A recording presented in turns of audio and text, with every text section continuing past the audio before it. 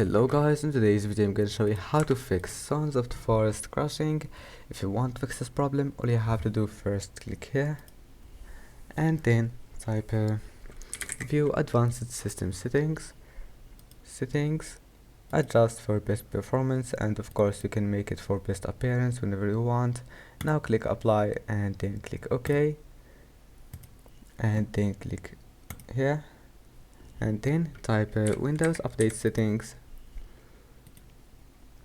Now check for updates and make sure to install all the updates that you can find, and then go back, and after that go to GeForce Experience and then go to drivers. Make sure you have the latest update for your graphics card, then go to settings, scroll down until you find image scaling, and after that your problem must be fixed. Just enable this option, and if that doesn't fix it, open Task Manager and close all the applications that you don't need.